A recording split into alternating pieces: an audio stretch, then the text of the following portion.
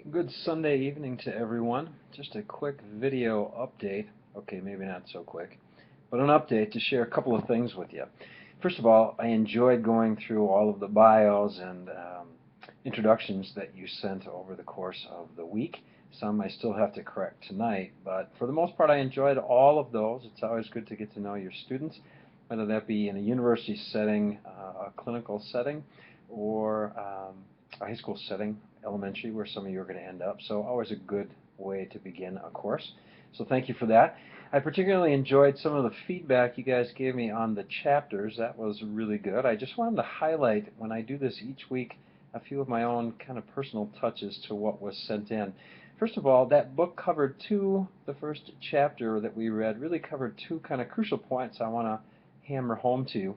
The first is, although most of you are aware that your health is really a dynamic social, physical, and emotional, for the most part, people talked about the physical and sort of mentioned the others afterwards. I think it's extremely important to understand that emotional health is a key component of that, and if that is lacking, it can certainly affect someone's physical health as well.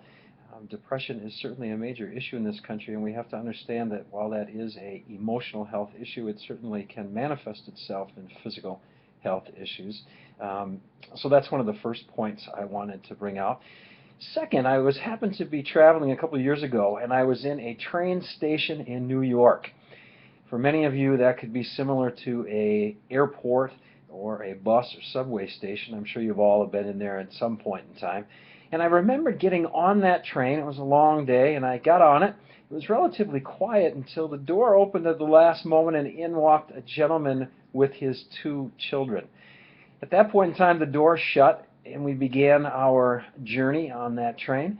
And what I remembered most was looking over, and his kids seemed to be so out of control.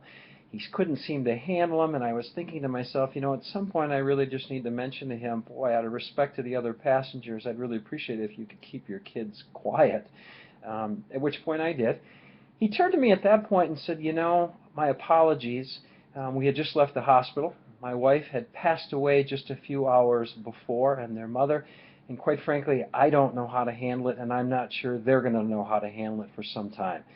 I tell you that story for the simple fact of the matter. It's important also when we think about emotional, physical, and social health that we understand or try to look at it from our client's perspective. We generally have a tendency to see things through our own lenses and own eyes, and sometimes being an educator, it's really important to be a good listener first, so that when we don't bring our own situations into the clients or individuals we're working with.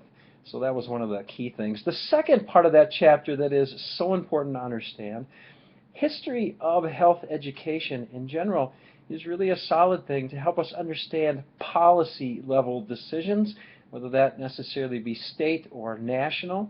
But to give you a couple of examples, modern physical education today really came about during the beginnings of World War II. As many of you may or may not know, there were a huge percentage, about a quarter of the young men that were enlisting or drafted for World War II were not physically fit enough to serve in the military. It was at that time it became a national priority that we have physical education in the schools. And in addition, it was important that that physical education be a competitive nature. We wanted to ready our forces and our young people that if we did need to be in a war situation, that our young people would be ready. Health education really is no different and has seen different waves over the years. I think it's also important to understand we're in one of those waves currently. We have an aging population of seniors, and those seniors are going to need health care. We also have a young population of children that, as most of us are aware, are obese. The reality is the politics and policy of that create a great deal of expense in terms of health care, and the country, in terms of policies and state, are looking for ways in which we can better spend our dollars to get those done. So the reality is we are in a unique time in history, and if there ever is a time that is a good point to be entering the health field, we can certainly say that is today. It is an opportunity when I think it's only going to become more important that we are proactive in dealing with our health. So that's kind of an exciting thing if you're entering the field, as all of you are. I want to touch on one other thing, and I'm going to give you this real quick. I think it is extremely important to be mindful, as I mentioned, that health is a physical, emotional, and social, has three components to it.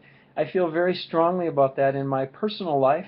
I know on my calendar each week I happen to code things in 3 different colors. All of my physical activity goes in red. All of my purple is the color I use for my social activities. And green is where I mark my emotional things, where I have a chance to sit down and find myself some time. I think it's also really important to understand that we live in an amazing time, because in addition to the ability to sort of put down in our calendars and be mindful of all of our areas of physical, social, and emotional health, I think it's an amazing time that we're now dealing with technology, wearable technology, that can begin to track and give us real time on our health, our sleeping, our steps, our heart rate. I think very soon that's also going to be important, because it's also going to tie into our medical health, our medical ability to get information to our doctors as well. So with this technology, we now have the ability and access to getting real-time information that can help us make mindful decisions every day, while still giving that information in a longer-term perspective to our healthcare professionals to help us make better decisions and to better care for our longer-term health as well. Why did I say that? You, as one of your assignments this week, are going to be touching on your philosophy. Please think of that philosophy assignment as a bit of an elevator speech. As you go into the profession, or you're continuing in the profession in a different capacity, I think it's really important to understand that that philosophy should be short, an elevator speech. It really is going to be something that you can convey to someone in interviews, on the job, or in a promotional thing you're doing for your work or place of employment. Finally, I think it's also important because that philosophy drives what we do personally in our lives.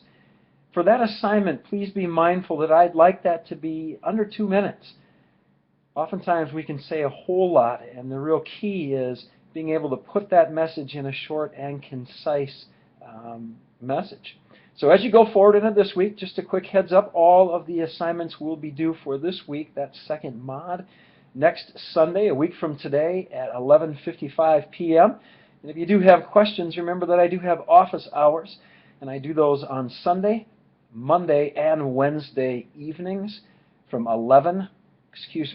10 to 11 o'clock. So if you do have any other questions, don't hesitate to contact me via email or step in at that point and contact me directly when I'm online. I'd be happy to text or chat with you directly if we need a phone call. If you do have any other questions, like I said, don't hesitate to message me. Otherwise, have a great week, and I again look forward to seeing your work. Take care.